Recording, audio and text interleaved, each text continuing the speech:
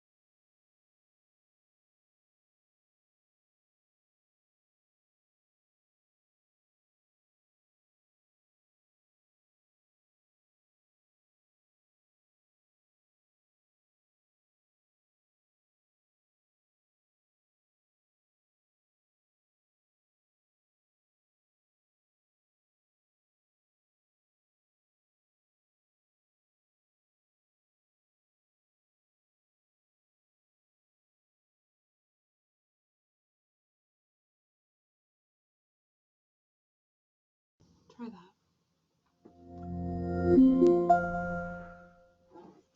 Muted.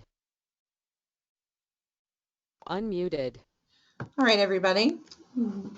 Hopefully you're going to be able to hear me better now. I think we have our technical issues worked out. If you will let Heather know via the chat box if that is better. Hopefully we're all gathered. All right.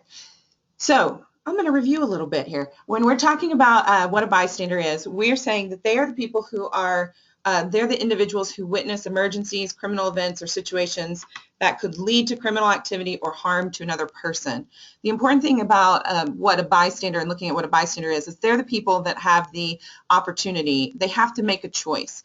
They can either choose to provide assistance or impact the situation in a positive way.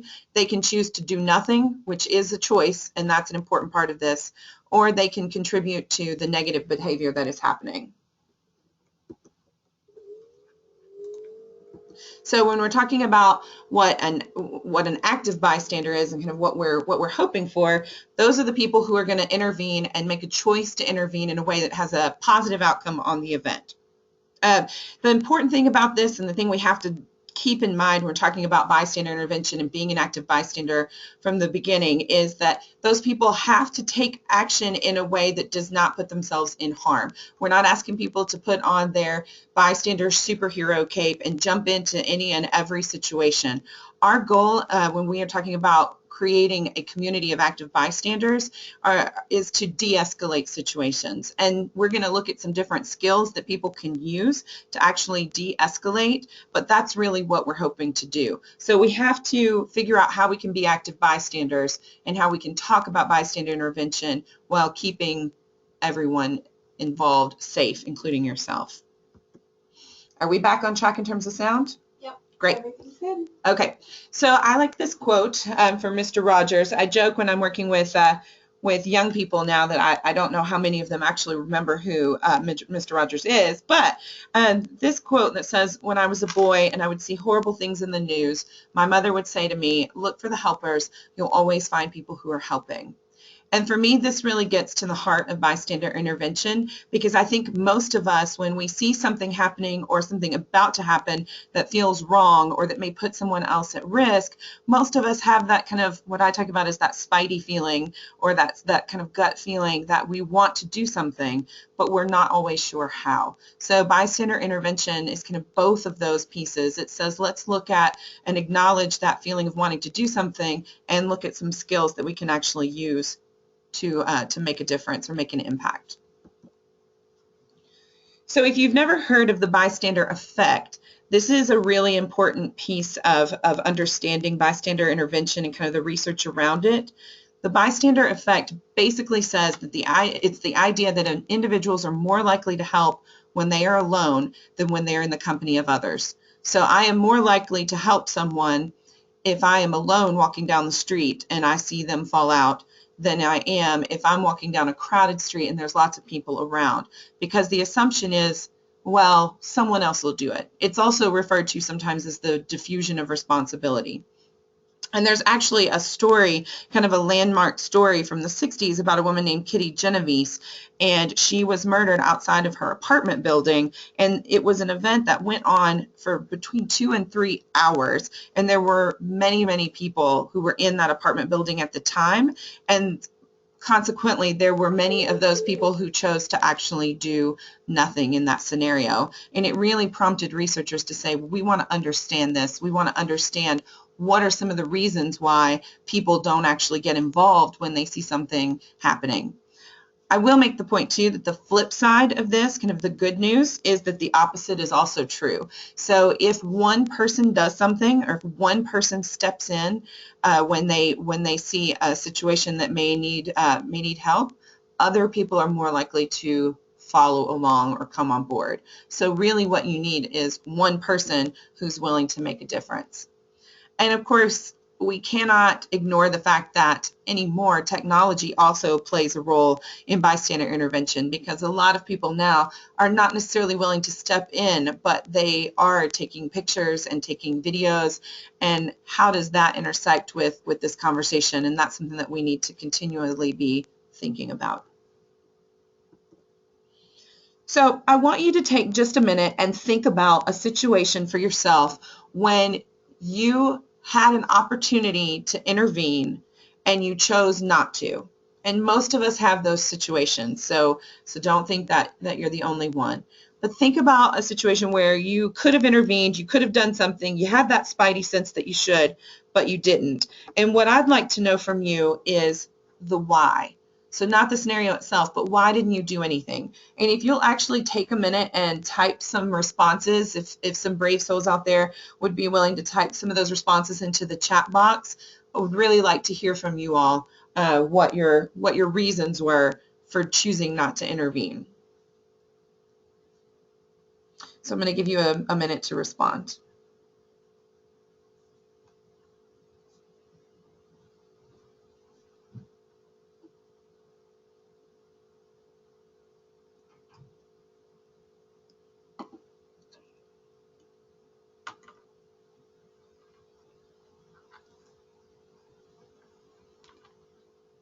We have one so far. I was worried about my personal safety. Another is societal belief to mind your own business. Yes. Okay. Great. So we've got a couple so far. We have personal safety as a concern, which is absolutely a reality, and then the societal belief to mind my own business. So we've gotten a lot of messages around minding our own business, especially when it comes to issues of domestic and sexual violence. Did we get any more? I felt really uncomfortable. I was hoping someone closer to the person would handle the situation. Retaliation, another professional safety. Okay. So just to repeat some of those in case you didn't hear them. So we've heard retaliation, professional safety, hoping that someone else who was closer to the situation would do something. So the reason why I ask you all to have this conversation and to kind of interact this way is because it's important to think about some of the reasons why we do not intervene. And it's not to shame ourselves and say, oh, you know, we're so terrible. No, it's to look at the fact that there are actually some valid reasons why we don't. And then with some of those situations, we might be able to actually dig a little bit deeper and push ourselves a little farther. And in some situations like personal safety, that just may not be the case. So I'm going to show you this little cartoon here so you can chuckle in your own offices. But this says at the bottom, we're encouraging people to become involved in their own rescue. So this is just, I'm going to share with you, I'm not going to spend a whole lot of time here, but I do want to share with you some of the research or some of the factors that researchers have found that influence people, whether people are willing to assist or not. And don't worry, we are going to circle around and look at some of those times when we do intervene and the reasons for that in just a second. So if you take a look at the slide, you can see situational ambiguity at the very first. I hear this all the time, and so that's really just a fancy way of saying I didn't know what was going on and I was afraid to be wrong, which I think a lot of us are afraid of the embarrassment or afraid of that feeling of being wrong if we try and step in. I would say, you know, that is one where, depending on the scenario, we might be able to dig a little bit deeper, because if all we're talking about is ego or the fear of being wrong, it might actually be okay to just check in. It might be all right to be wrong. Perceived cost, so the likelihood of helping increases as the perceived cost to ourselves declines. So the more the situation is going to cost me in terms, you know, we can think about this socially especially. Is it going to cost me friendship or respect with my peers? That's a big one. The more likely, the higher the likelihood that it's going to cause me issues with my peers or the people around, the less likely I am to intervene. And so that kind of flips when we talk about, you know, so as that perceived cost goes down, we're more likely to intervene. We've already talked about the diffusion of responsibility. Again, that's kind of the bystander effect, and this idea that if there's lots of people around, then my hope is that someone else will take care of it or do it, or it's their responsibility. I think this one is really interesting. Similarity, people are more willing to help others whom they perceive to be similar to themselves. People are generally more willing to help others when they're in a good mood, and I can say that, you know, when we think about this in our own worlds, that probably makes sense. One that is really interesting is this attribution of the cause of need. So people are more likely to help others they perceive as innocent victims. And so this, when we're talking about sexual violence in particular, is problematic, because if we have in the back of our mind that someone, you know, oh, they drank too much, therefore I'm not going to step in, or, well, what did they expect when they wore that skirt to that party? These are some of the very problematic kind of trains of thought that can step in and actually be a barrier to somebody stepping in and serving as an active bystander. So those are places where I really want to encourage people to be aware of that and to dig a little deeper. And then the social norms, this prescribed behaviors that are expected of people in social situations. So when you say, oh, well, you know, we've been kind of socialized to believe that it's none of our business, that is very, you know, that kind of fits into this social norms piece. And so part of our work in the field is not only to say, how do we help train people to intervene from a personal skill kind of level, but also how do we change the social norms so that it is now considered a norm that a person would step in or check in or try and do something to help someone else. I am going to just pause for just a second and see if we've got any questions that I need to address at this point. Okay, if you have questions along the way, please feel free to type those into the chat box. So now on the flip side, kind of back to this idea of brainstorming, if you will, think for me about a time when you saw something happening, you got that spidey feeling, and you actually made a decision to take action, to be an active bystander. And what I would like to know from you is why. What was it that actually prompted you to take that action? And so just take a minute and we'll give you a minute to respond.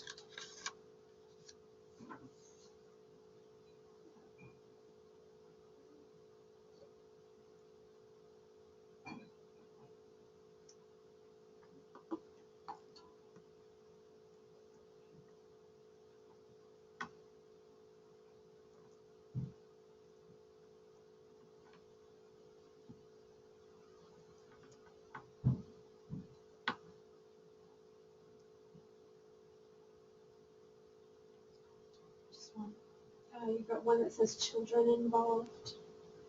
Okay, so we've got children and we're involved, so that was something that prompted me to get involved. Any other responses for us? Saw an elderly person fall and didn't hesitate because they have been taught all their lives to assist, having a medical background that kicks in when they see something like that. Okay, so one person said they've been taught all their life basically that the right thing we should do is step in and assist with other people. Any other examples before I move on?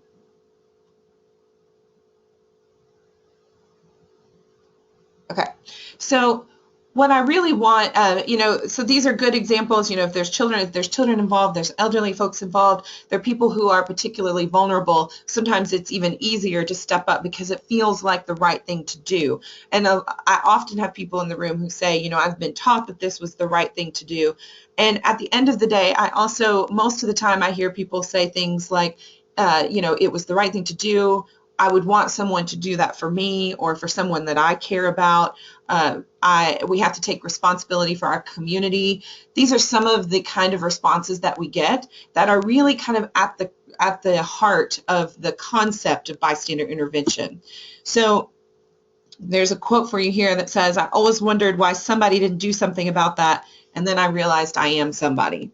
So bystander intervention and this bystander approach is really about getting people to take responsibility and kind of ownership over their own community. The Green Dot model, there's a specific program called Green Dot, and they really spend a lot of time trying to help people understand, what if it was your mother, father, brother, best friend, what would you want someone else to do? And to really kind of get through this concept that everyone is somebody's somebody. And if we respond in our community that way, then we are certainly creating a safer and healthier and more equitable community when we kind of keep that in the back of our mind. So this approach is about the skills piece, and that is important, but it's really also about looking at the relationships within our community and fostering community ownership. What do we want people to do when they see something happening, and how do we want them to respond? There's a lot of different kinds of models and different ways to talk about bystander intervention out there. I'm going to share with you some free resources and free kind of in-person skill building programs that you could use if you wanted to actually teach a session or a workshop on bystander intervention. There are those programs are out there and they exist, and there's actually some really good ones that are out there for free.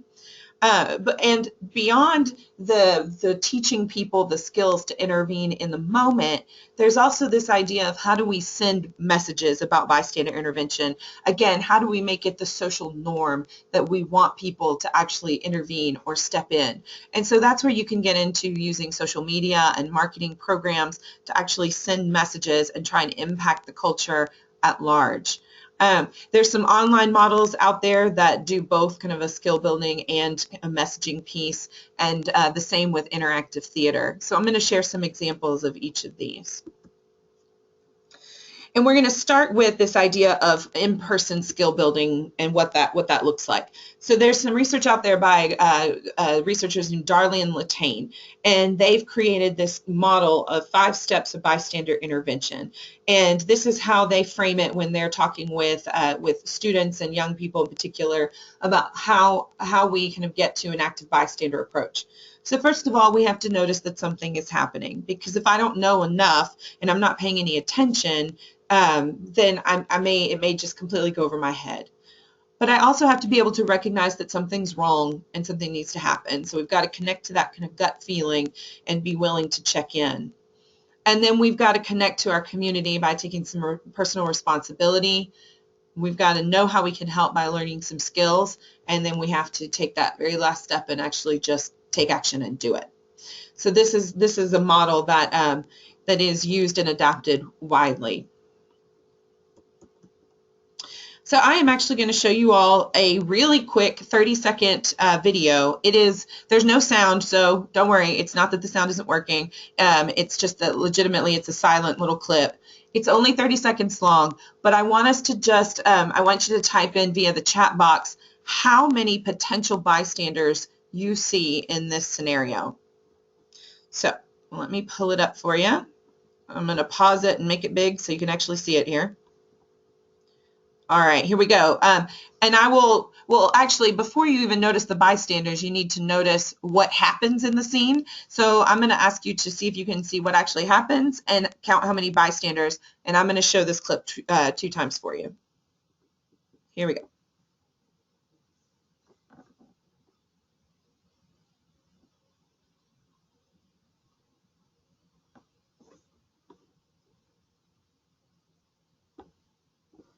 All right, that was time number 1. So if you missed what happened, pay real close attention at the beginning here and count your bystanders.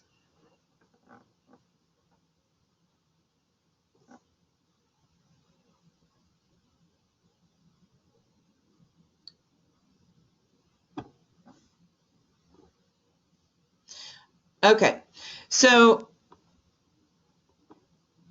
I'm going to go back and just pause it right here. So if you didn't see it for some reason, if you got pulled away from your computer or whatnot, basically what happens is the guy in the with the cap on backwards and the red shirt right there drops something into the woman at the bar in the black shirt. When she walks away, he drops something into her drink. And it's really quick and it happens really fast. And it kind of goes back to this idea of we have to notice that something is happening and be willing to check in, because it's not, it does happen very fast. But if you will, type in for me how many bystanders you saw or potential bystanders you saw in this situation. I get all kinds of creative answers for this. And if you wanted to use this video, you can actually just Google Bystander Intervention bar scene, and it will come up for you. It's a free little clip that's out there that's a great way of interacting around this issue. So again, if you didn't hear originally, if you'll type in how many potential bystanders you saw. We've got 3, 4, 3, 5, 3, possibly 4, including the bystander, 2, 3. I think most people are saying 5 so far. Most people are saying 5. All right, you guys are awesome. So I'll just point out then what I usually hear is the woman in the black that was sitting next to the woman who goes to the bathroom. She usually comes up. There's the guy standing by the pole, so that's 2. There's the woman in the corner in the blue shirt, and whoever she's talking to, they all seem to kind of notice that something's going on. For those of you who said 5, a lot of times what I hear is the bartender behind the scene. You can't really see them, but you know they're there. So the potential bartender comes up a lot of times. If I missed anybody, feel free to put it into the chat box. Sometimes I get really creative answers like the person who's videoing, which I don't know if we're really supposed to know they're there or not, but if we do, then certainly that person would be a bystander in this scenario. And it really kind of boils down to whoever saw something, whoever potentially saw something happen. And so so thank you for participating with me on that one. And we're actually going to come back to this scene here in just a second, so don't forget about it. But I think we got most of them. Did anybody have any other comments? No, not so far. Okay. All right. So, you know, and I show this because it is really important to start thinking critically about who those potential bystanders are. Now, when we look at the skills for intervening in person, we have our blocktopus here who represents 4 different ways that people can actually intervene when we're talking about an in-person situation. So we have distract, delay, direct, and delegate. So I'm going to talk a little bit more about each one of those individually, and then we're going to come back to that bar scene and actually identify some different ways that you could intervene using one of those different tactics. So when we're talking about a distract, we're talking about a situation where we try and de-escalate by distracting. So spilling a drink, changing the subject, telling someone their car is getting towed, whatever that may look like. I joke sometimes that if you're talking about a house party with young people, you can come in and say the police are here. Sometimes I do have people say things like pull the fire alarm. I would want to caution people against doing things that are actually going to get them in trouble or have the ability to get them in trouble. So I wouldn't advise that. but you get the idea. Creating some kind of distraction to try and de-escalate or give us an opportunity to do something else in that scenario. So delegating is really important. Sometimes people don't feel comfortable getting involved themselves. So who are the people around you that you might be able to kind of employ or get to help you intervene in the situation? Does the does the potential victim in the scenario have friends that are with them at that moment that you might be able to reach out to? Is it the bartender? Who are those potential people that may be able to intervene in a way that you don't feel comfortable or that you can't? And then, of course, there is the direct. So literally saying to someone, here's what happened. I'm concerned for you. What can we do? Or I saw what you did and I'm not okay with it, so I'm going to intervene in some way. So the last one here, this idea of a delay, this is kind of a combination of tactics. But basically, if you're not sure, this goes back to that idea of situational ambiguity. If you're not sure what you saw, if you're not sure what happened, then you can try and kind of delay the situation until you can figure out which one of the other 3Ds there that you want to employ. So, and again, if you're not feeling safe, so the delay is kind of how do I check in with the person and then figure out if further intervention needs to happen. So I'm going to give a minute here and ask people to, first of all, if you've got any questions, again, feel free to send them through the chat box. And I'm going to show this scene again. And what I want you to do, I'm backing up on you, is think about which one of these methods you might actually be willing to use in terms of a distract or a delay, a direct or a delegate in that particular bar scene. And if you would, put those in the chat box for me because I want to hear from you all what you think you might actually be willing to do. Now, so I am going to also just show the clip for you one more time here while you think about those different methods.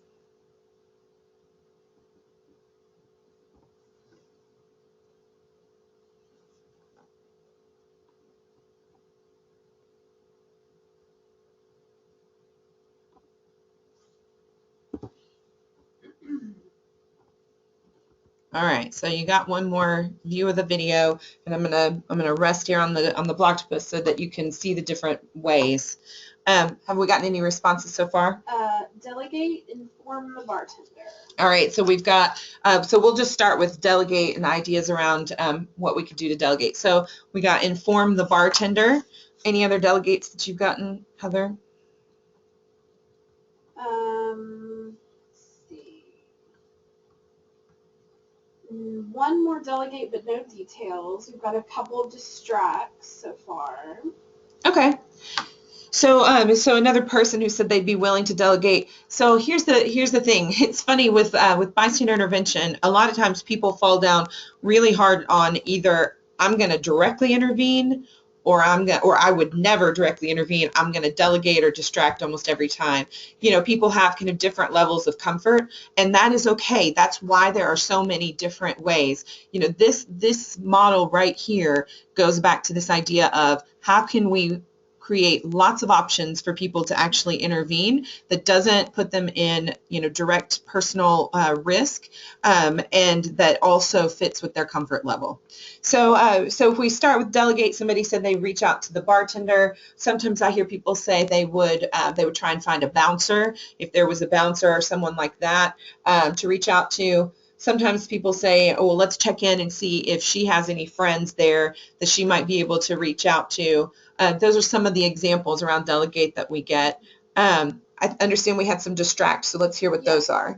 We've got spill the drink, maybe follow the girl and tell her what happened, distract the guy and maybe let the girl know about the drink, pour her drink out and go tell her before she comes back.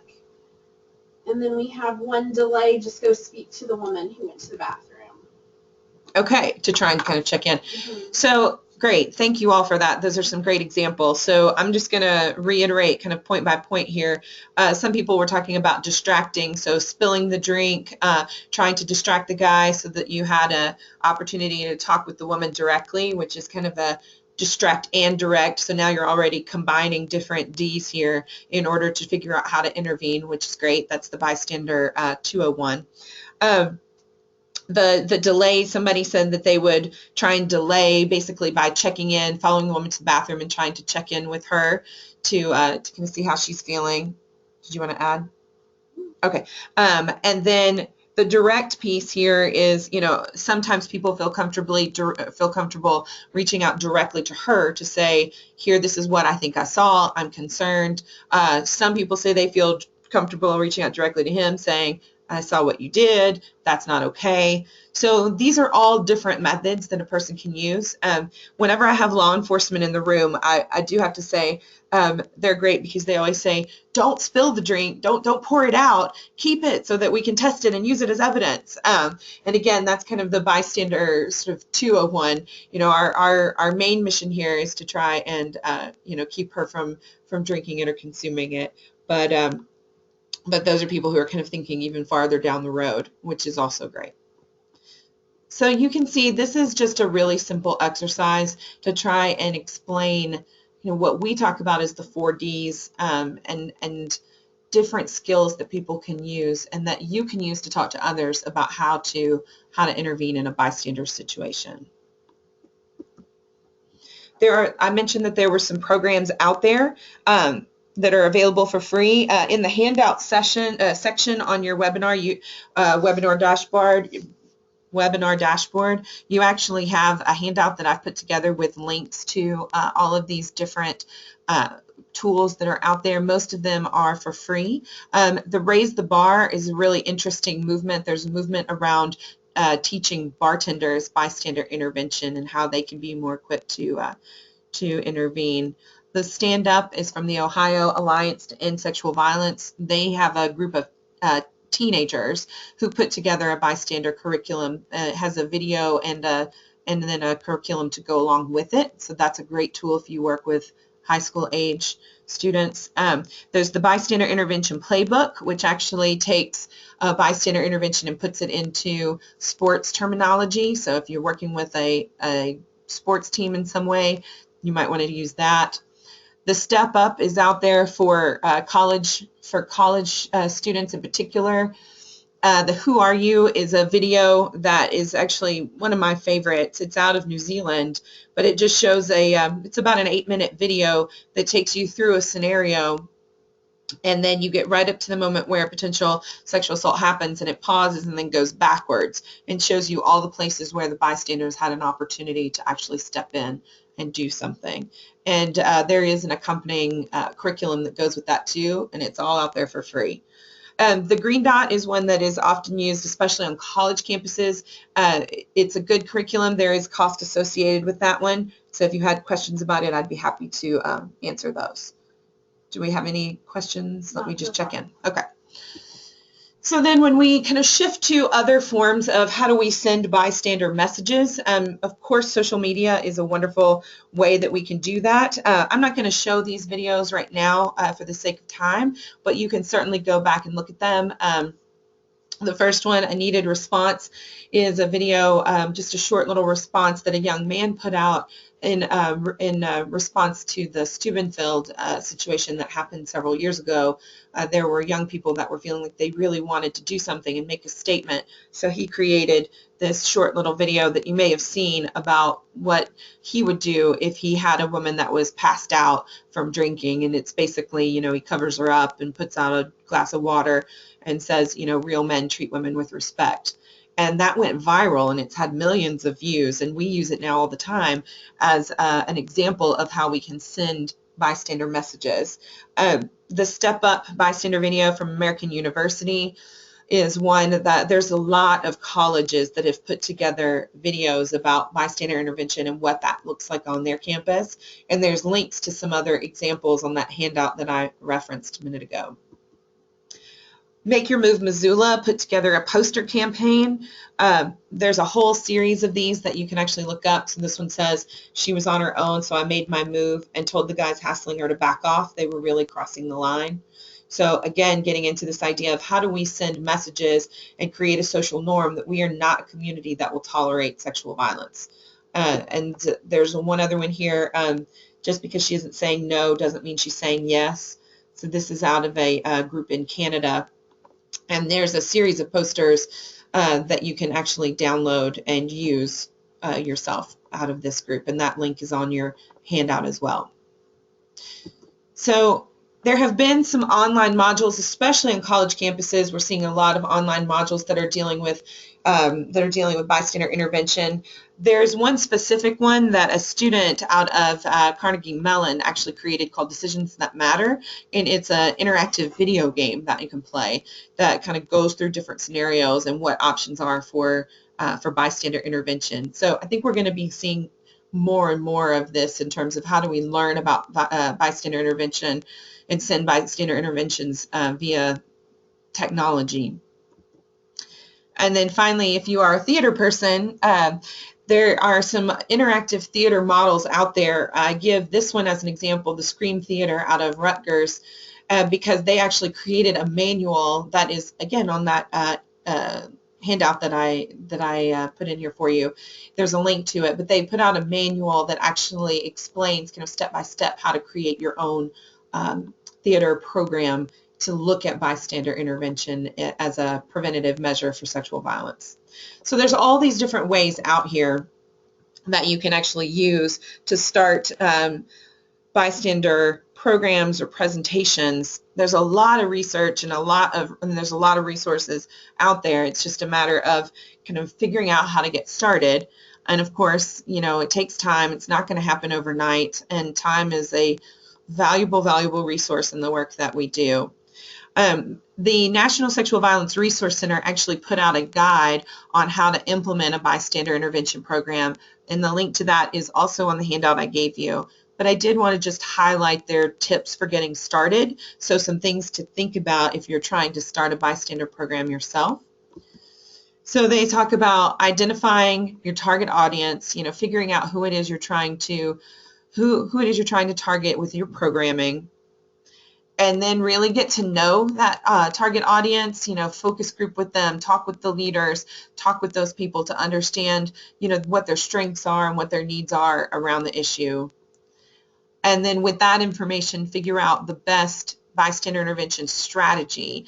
You know, is it doing multiple workshops? Is it creating a theater program? Is it trying to use an online module? What's the best strategy to use with that audience based on their feedback?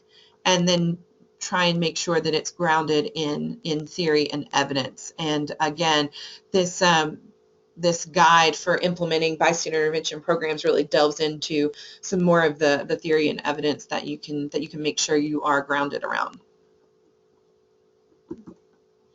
So as I said, there's a handout for you. It has best practices, lessons plans, curriculum, some content material. There's actually some online courses and podcasts that you can tap into if you're feeling really passionate and jazzed up about this particular issue. Some toolkits and some implementation guides. All kinds of stuff out there for you to kind of continue your learning. And again, we at the Coalition are certainly happy to be a resource for you as you start thinking about this and developing this programming. I'll leave you with this quote, and then I'm going to give a couple minutes here for questions if you have them. But basically, life's most persistent and urgent question is, what are you doing for others? And that's a quote from Dr. King that I think really gets to the kind of core of the bystander intervention approach in terms of taking responsibility for our community. So I will leave you with my information there and give just a couple minutes to see if anybody has any questions for me.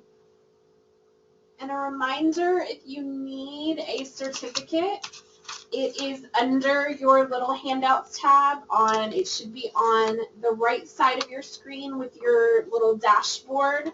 There should be a tab that says handouts, and the handout that Casey's been talking about, as well as your certificates, are there. Remind you, if you haven't done a webinar with us before or haven't done one in a while, we are not emailing certificates out after the webinar anymore. If you need one, please download it, and we'll give you a few minutes right now to do that before we end the webinar. Any questions? Not yet. Do, do, do, do, do, do, do.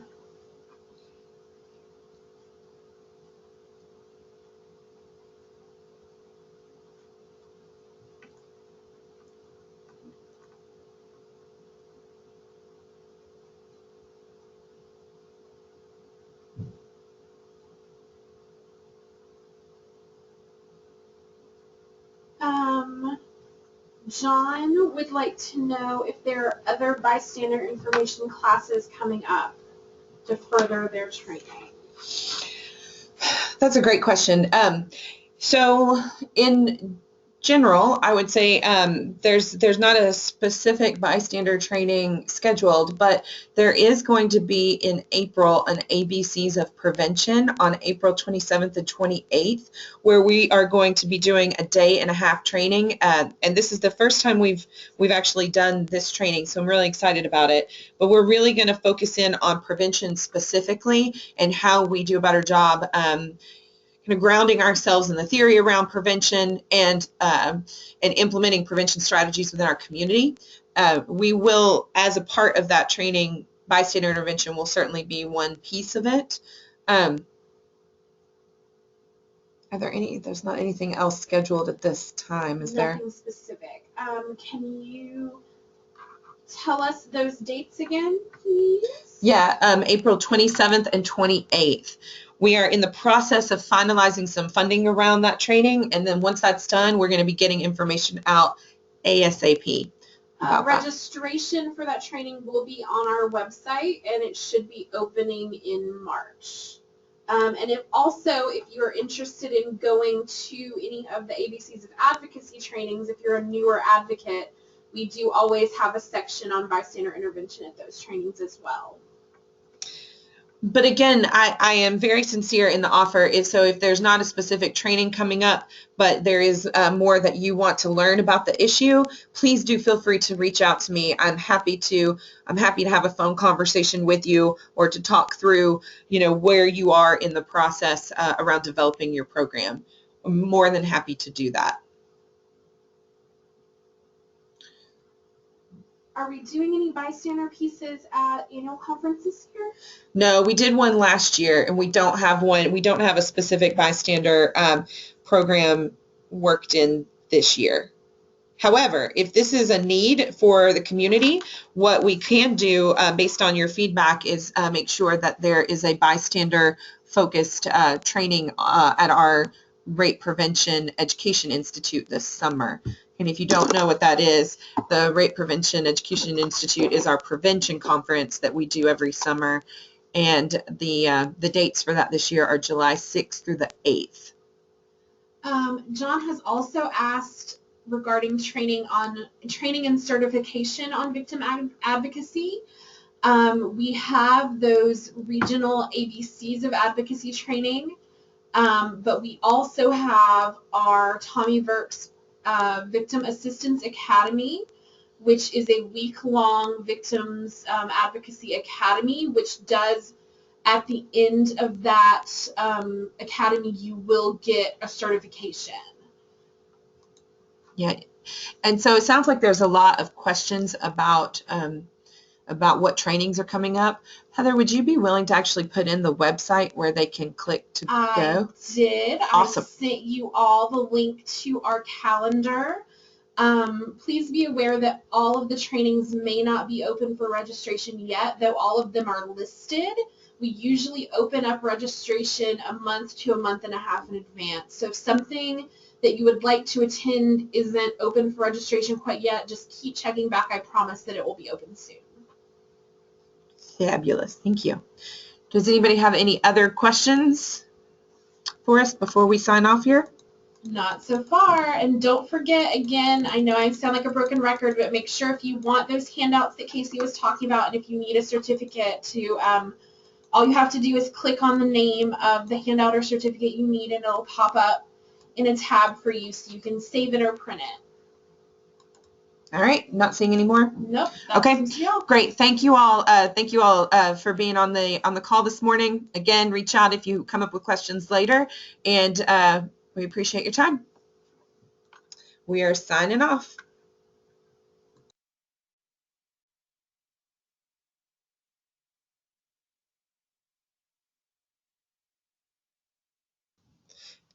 And actually, we're gonna leave the webinar open for a few minutes for those of you who are still trying to download your certificates and your handouts. So, and if you come up with any questions in the next minute, feel free to shout them out. We'll be here.